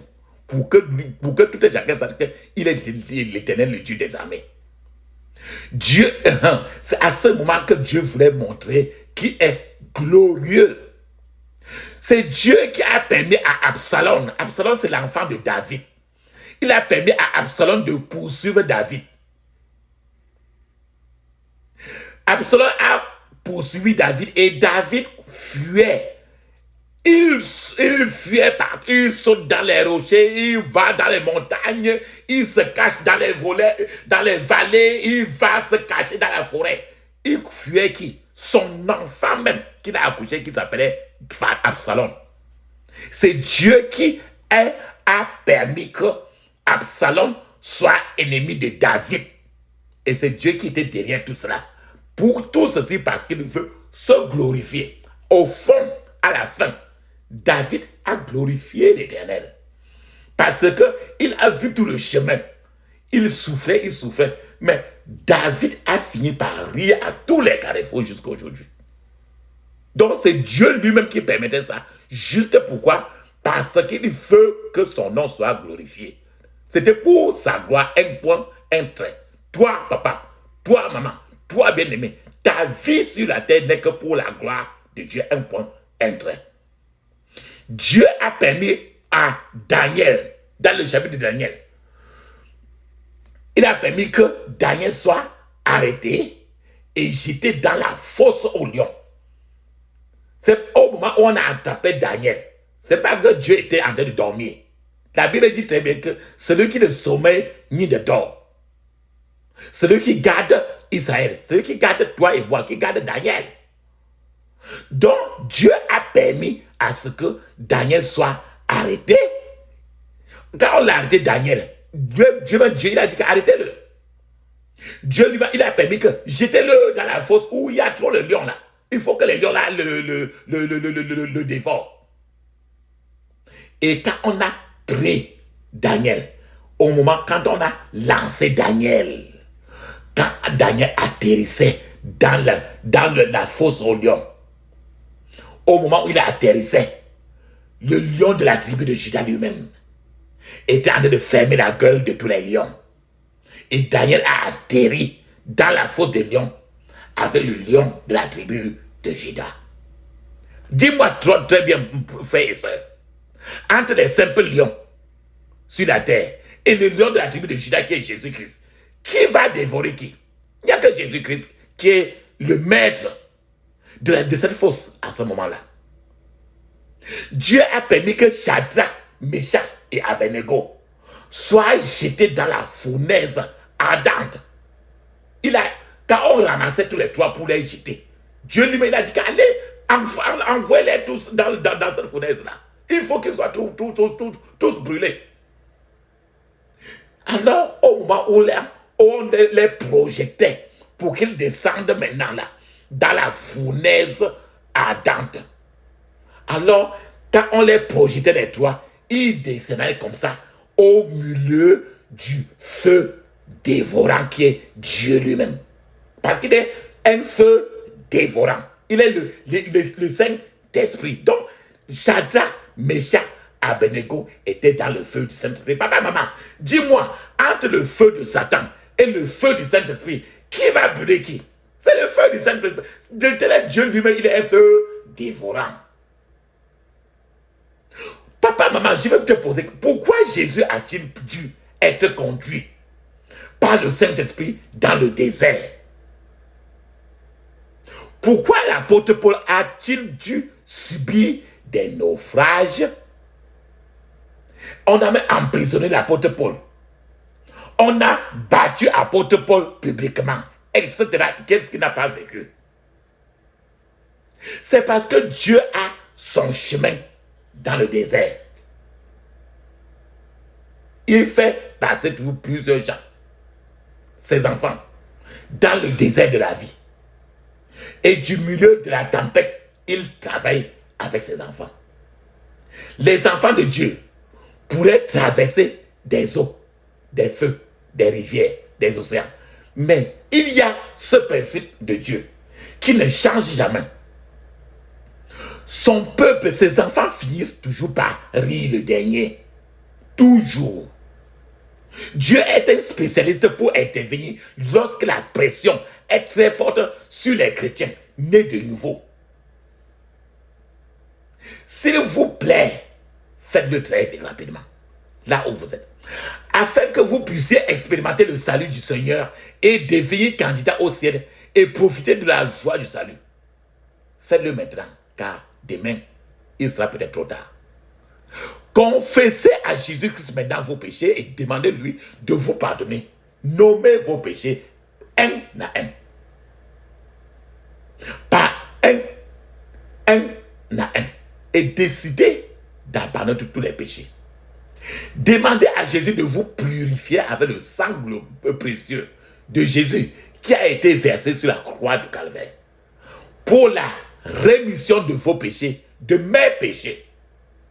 Demandez au Seigneur Jésus d'entrer dans votre vie et de devenir votre Seigneur sauveur personnel. Promettez-lui alors, papa, maman, bien-aimé, que vous ne retournerez plus jamais dans le monde.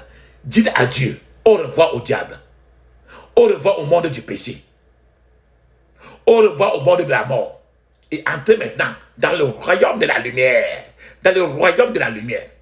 Ceci en est, papa, maman, bien-aimé. Je vous en félicite pour cette décision que vous venez de prendre. Je prie pour que cela soit permanent dans votre vie, au nom de Jésus. Ma prière pour vous est que le Seigneur vous soutienne sa droite de justice et te garde jusqu'à la fin.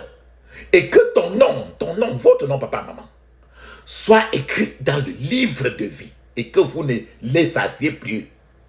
Maintenant, avant d'entrer dans la section de prière que je vais vous envoyer tout à l'heure, j'aimerais que vous examiniez votre vie et que vous apportiez une repentance totale, une repentance de qualité devant le Seigneur lui-même. Je ne veux pas que vous écoutiez ce message, qu'il y ait un Nahash qui vous menace encore, un Nahash qui se vante et se vante de sa capacité à vous arracher encore un œil. Demandez au Seigneur de vous pardonner tout péché qui pourrait gêner vos prières, limiter vos prières aujourd'hui. Je veux que vous fassiez l'expérience de la puissance glorieuse de Dieu pendant que vous priez les points de prière que je vous suggère pour que nous faisons ensemble. Cela peut être peut-être que dans votre vie, quelque chose qui peut être derrière vous, ça peut être la colère. L'inquiétude peut être un problème, le mensonge peut être un problème. Ou tout ce qui ne vient pas de Dieu, ça peut être un problème. Mais en tout cas, papa, maman, il faut que vous confessez. Confessez, il est là, il vous attend. Mon Dieu, plus près de toi, plus près de toi. C'est le mot de ma foi, plus près de toi. Dans le jour où l'épreuve déborde comme un fleuve, garde-moi près de toi, tout près de toi. Plus près de toi, Seigneur, plus près de toi. Tiens-moi dans ma douleur, tout près de toi.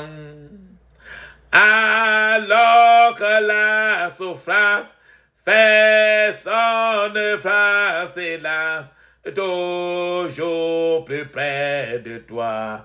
Seigneur, prends-moi. Plus près de toi, toujours plus près de toi. Donne-moi ton secours, soutiens ma foi. Que Satan se déchaîne, ton amour me ramène toujours plus près de toi, plus près de toi. Amen. Nous sommes approchés déjà près de lui. Papa, maman, je vous ai parlé de l'eau d'onction suffisamment. Maintenant, il est question que vous fermez les yeux. Vous allez prier les prières que nous allons faire ensemble, mais avec une violence totale.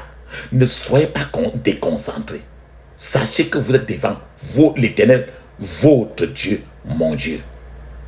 Ce qui fait que vous avez besoin il a besoin de ta totale concentration. Il n'aime pas quand vous venez là pour prier et que ton œil ou bien tes pensées sont sur autre chose. Il n'aime pas. Il est ton mari, ton créateur. La Bible le dit dans Isaïe. Ferme tes yeux maintenant, crie ainsi. Je couvre mon esprit, mon âme, mon corps et toutes mes possessions du sang de Jésus. Je couvre mon esprit, mon âme, mon corps et toutes mes possessions du sang de Jésus. Dans le puissant nom de Jésus, j'ai prié. Amen. Maintenant, les gens qui sont préparés à te déshonorer, les gens qui sont préparés à te déshonorer, à te malmener dans la vie, qui sont chargés à te tuer, à te malmener, ferme tes yeux, crie ainsi. Tout pouvoir chargé de me déshonorer, meurs au nom de Jésus. Tout pouvoir chargé de me déshonorer, meurs au nom de Jésus. Tout pouvoir chargé de me déshonorer, meurs au nom de Jésus. Dans le puissant nom de Jésus, j'ai prié. Amen. Nous avons parlé de cette belle-mère. Elle est au village, mais elle est en train de surveiller la vie d'un petit enfant de 5 ans qui ne grandit jamais. Parce qu'elle a mis l'enfant là dans la boîte, dans la marmite de sorcellerie. Toi maintenant, l'ennemi méchant qui surveille ta vie, appelle Dieu maintenant pour les détruire par le feu. Ferme des yeux, crie ainsi. Tout ennemi méchant qui surveille ma vie, soit dispersé par le feu au nom de Jésus. Soit dispersé par le feu au nom de Jésus.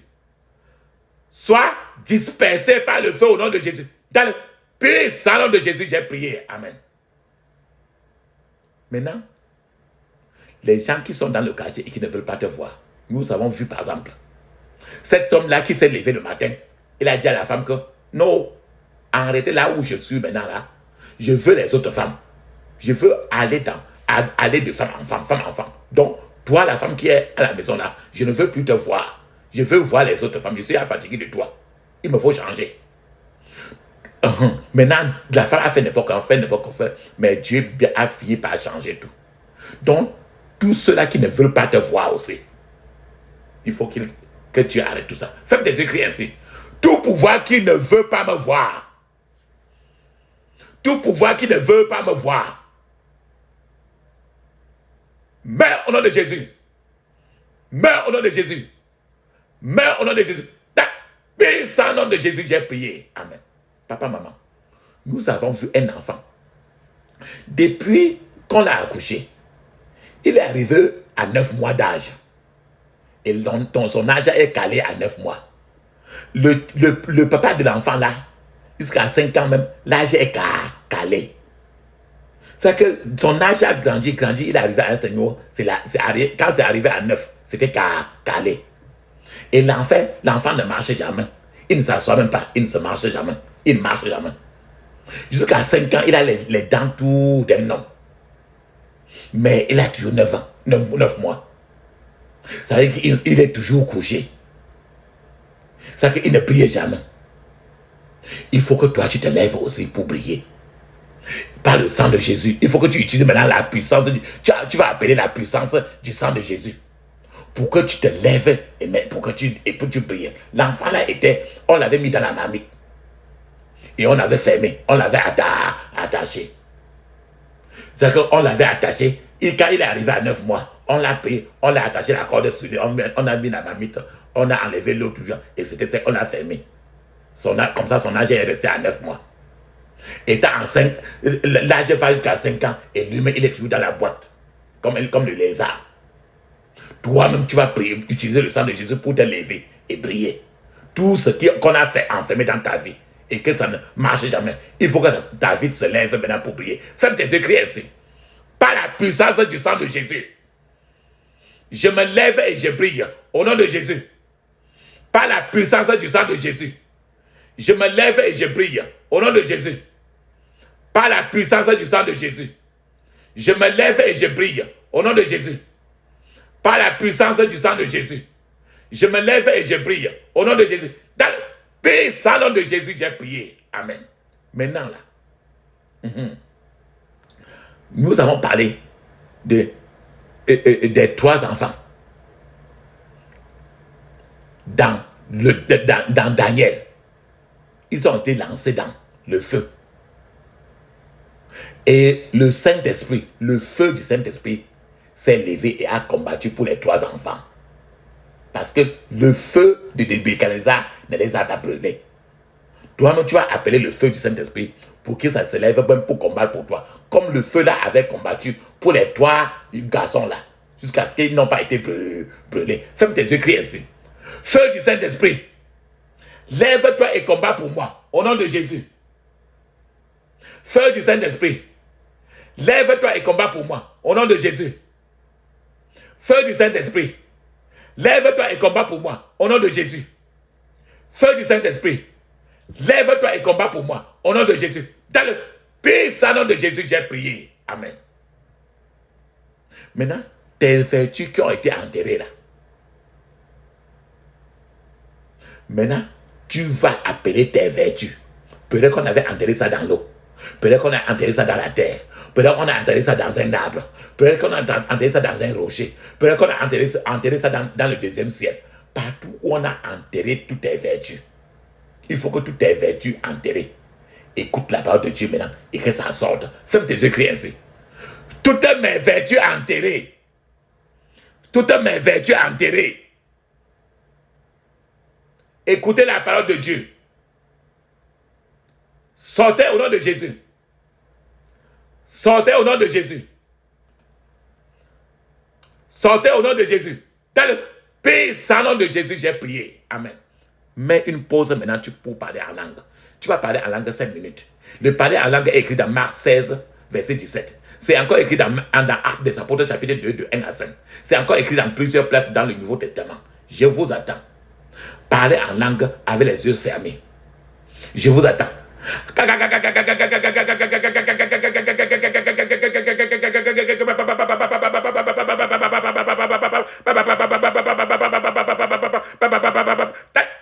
Salon de Jésus, j'ai prié. Amen. Maintenant, tu vas prier maintenant pour reprendre les choses qu'on a enlevées de toi, qu'on a volées en toi, tu ne sais pas. Maintenant, tu vas reprendre possession de tout ce que l'ennemi t'a volé. Ton mariage qui a été volé, tu vas reprendre. Tes finances qu'on a été volées, tu vas reprendre. Tous tes talents qu'on a volés. Donc, toutes tes possessions. Nous avons vu le cas de cette femme-là, de cet homme-là qui s'est levé. Il a dit à sa femme-là que le mariage est fini. Il est parti. Il allait maintenant de femme en femme. Ça veut dire que l'ennemi avait volé son mariage. Toi aussi. Et maintenant, elle a prié, elle a ouvert toute la maison et ouvert même le lit. Maintenant, elle a repris maintenant ses possessions. Elle a repris son mariage. Donc, pour toi, tes possessions, n'importe quoi qu'on a volé de toi, peut être ton mariage, peut être n'importe quoi, tes enfants qu'on a volé, tu vas reprendre ça. Ferme tes écrits ainsi. À haute voix. Je reprends possession de tout ce que l'ennemi m'a volé. Au nom de Jésus. Je reprends possession de tout ce que l'ennemi m'a volé. Au nom de Jésus. Je reprends possession de tout ce que l'ennemi m'a volé. Au nom de Jésus. Je reprends possession de tout ce que l'ennemi m'a volé. Au nom de Jésus. Dans le puissant nom de Jésus, j'ai prié. Amen. Papa, maman, tu te rappelles, quand le roi David est parti pour lutter contre Goliath, dans son sang, il avait dit 5 cailloux. Les 5 cailloux. Qu'on appelle le caillou aussi, en français, on appelle les pierres. La pierre, P-I-E-R-E. Donc le caillou, il avait 5 cailloux. Et dans le sac, il a utilisé rien qu'un pour flanquer sur le front de Goliath. Et le Goliath est mort. Maintenant, toi aussi, les 5 pierres de David. Le mot pierre, ça veut dire les cailloux. Donc quand je dis pierre, tu vas savoir que c'est le caillou. Les 5 pierres de David qui ont tué Goliath. Il faut maintenant que les mêmes 5 pierres se lèvent maintenant pour tuer tout Goliath dans ton destin toi-même. Ferme tes yeux, crie ainsi. Les 5 pierres de David qui ont tué Goliath. Les 5 pierres de David qui ont tué Goliath. Levez-vous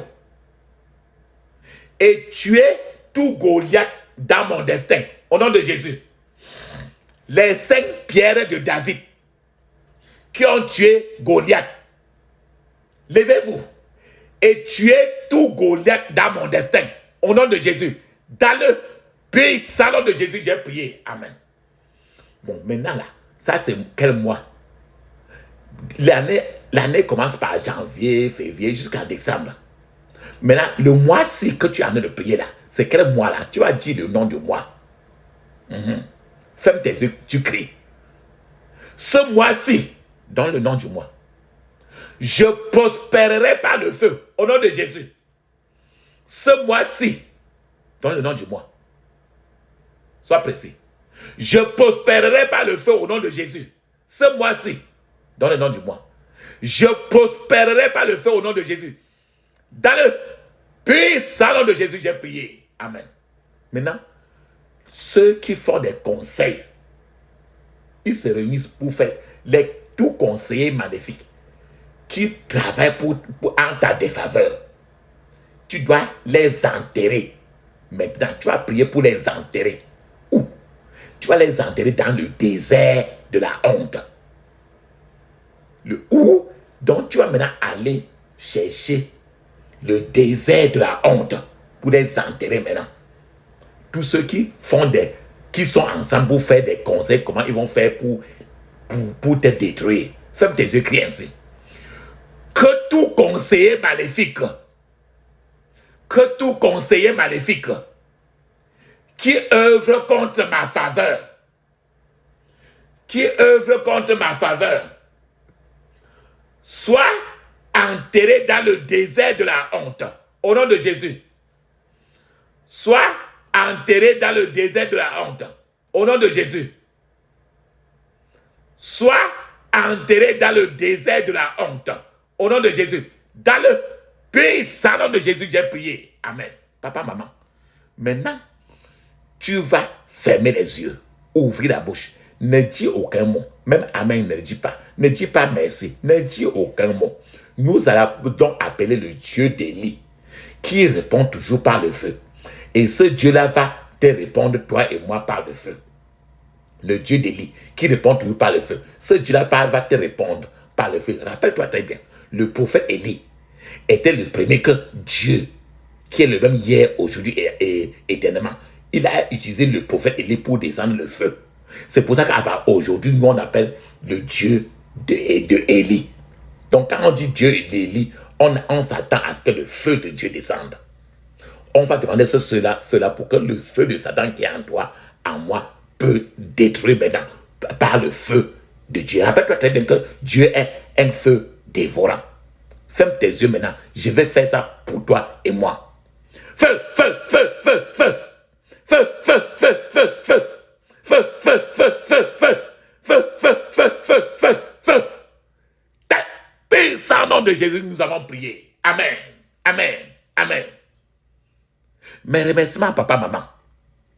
Rappelle-toi très bien. Je vous ai dit depuis là que vous mettez l'huile d'onction sur la paume de main. Rappelle-toi très bien que votre paume de main, c'est la même. C'est là où vous utilisez votre main pour travailler, pour chercher votre argent, pour faire tout. Quand des choses ne marchent pas, c'est que votre main est peut-être maudite. Alors, pour faire la délivrance de ta main, le plus souvent, on dit que ton ouvrage, on appelle ta main dans le monde spirituel que ta main d'œuvre, ou alors ton travail. Quand on dit que ton travail, ça veut dire que tes mains. Je vous ai dit de mettre l'huile d'onction dans la paume de votre main.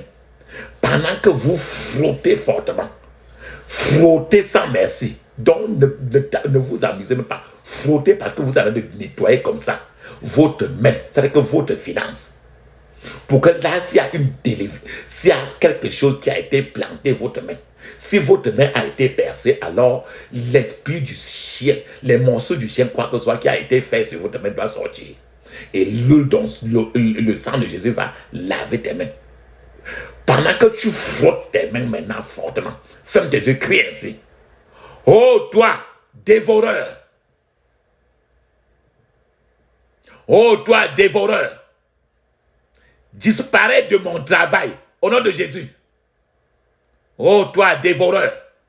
Disparais de mon travail au nom de Jésus. Frotte ta main. Frotte. Frotte. Et tu répètes cela. Frotte fort. Frotte. Oh toi, dévoreur. Disparais de mon travail au nom de Jésus. Oh toi, dévoreur. Disparais de mon travail au nom de Jésus. Frotte. Frotte. N'aie pas pitié. Paye ça au nom de Jésus, j'ai prié. Amen. Amen. Amen. Mes remerciements, papa, maman. Il est temps maintenant de conclure notre prière. Ferme tes yeux. Ouvre ta bouche. Crie ainsi. J'interdis toute contre-attaque, renforcement, regroupement contre moi et ma famille. Au nom de Jésus, j'interdis toute contre-attaque, regroupement, renforcement contre moi et ma famille. Au nom de Jésus. Et ça, au nom de Jésus, nous avons prié. Amen. Maintenant, c'est long maintenant pour nos prières maintenant. Ferme des yeux, crie ainsi. Je scelle toutes mes prières dans le sang de Jésus. Je scelle toutes mes prières dans le sang de Jésus. Dans le puissant nom de Jésus, nous avons prié. Amen. Dis Hosanna, cette fois. Hosanna, Hosanna, Hosanna, Hosanna, Hosanna, Hosanna, Hosanna. Puissant nom de Jésus, nous avons prié. Amen. Amen. Amen.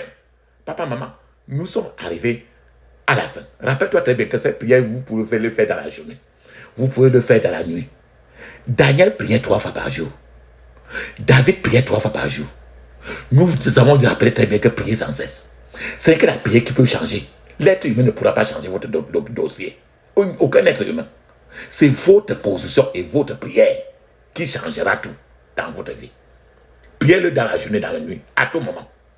Et ce ne sont pas des prières à faire une seule fois. Cet ennemi qui se vante contre vous là, aujourd'hui, il est déjà fini. Alléluia. Parlons en langue maintenant. Parlons 7 minutes. Mais je vous conseille toujours de parler au moins 30 à 1 heure de temps. Et parler en langue le plus souvent. Allons-y.